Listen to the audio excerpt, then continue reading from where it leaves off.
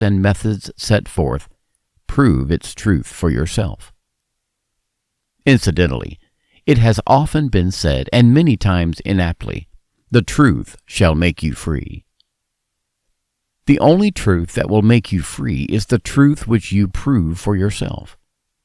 If you cannot prove it in your own experience, if you cannot apply it and demonstrate it in your daily life, whatever it is, truth or not, it will not make you free. Long ago, the prophet Jeremiah knew about seed money.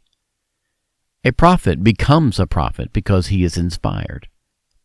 He can, by some means, rise to higher levels than ordinary people, and so more clearly see things and know things for what they are. In our language, that is what Jeremiah said in one of his most exalted states of inspiration.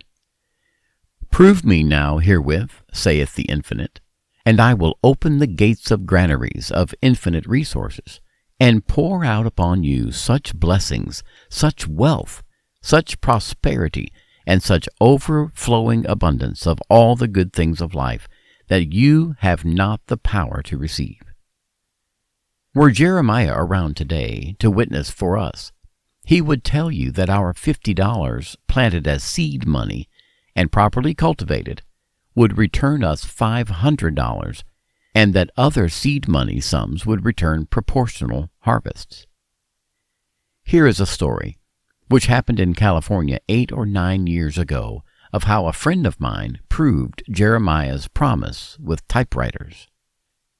My friend Sigmund was studying to be a writer. He felt he could progress faster if he had a typewriter. Sigmund asked me to help him demonstrate a typewriter. I agreed, and we started our work that night.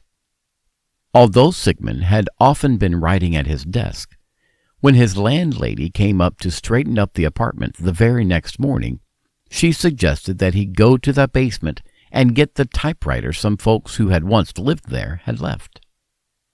She told Sigmund he might have the typewriter.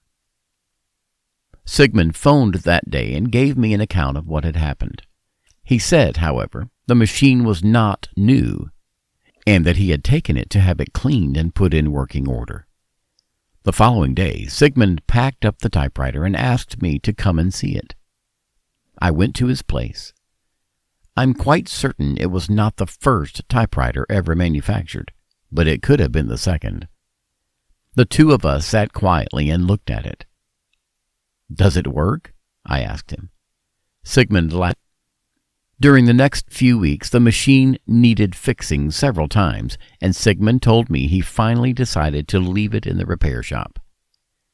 Soon after, I was called to Phoenix, Arizona, where I spent several months. When I returned to California, I went again to see Sigmund. He asked, "Why don't we try the typewriter demonstration again?" "Let's apply what we learned from the other effort," I suggested. "We know typewriter period is not enough," Sigmund said. "What kind of machine do you want?" Sigmund thought and answered, "It doesn't have to be new, but it should be a late model of a standard make and also be in good working condition." I said, "All right, that's our pattern. A late model standard make in perfect working order." We both went to work on it that night. It was 3 days before I spoke with Sigmund again. He phoned and said he had tried to reach me the day before. I explained I had been away on a business appointment and asked what happened. Sigmund said, "A friend of mine who's been drafted into the Army brought me a typewriter that's only 3 months old. I once lent him my car to drive his mother to Seattle, and he said he didn't know when he's going to need the typewriter again, if ever, and he wanted me to have it."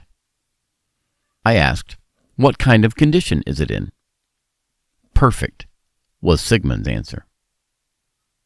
I said, "Fine." Sigmund said, "That's not all. You remember me telling about my friends who live across the street?" "The ones you mowed the lawn for when the man had his ankle broken?" I asked. "The same. When I came back from the store this afternoon, Mary, she's the wife, called me over. They are going back east and have more than they can haul in their car. They bought a typewriter a couple of years ago when they tried out the mail order business at home, but the business didn't prosper, and they gave me the machine. Mary said they had been watching me write in longhand at my window, and they wanted me to have it. I couldn't refuse it, so I brought it home with me.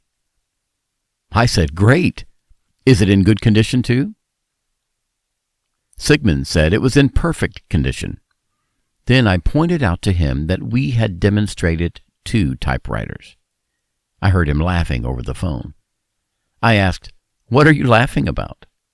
He answered, "I have 3.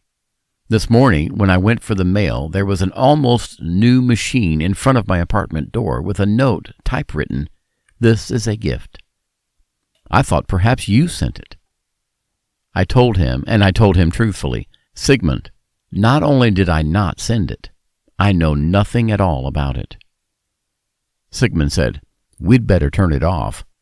I don't want to go into the typewriter business."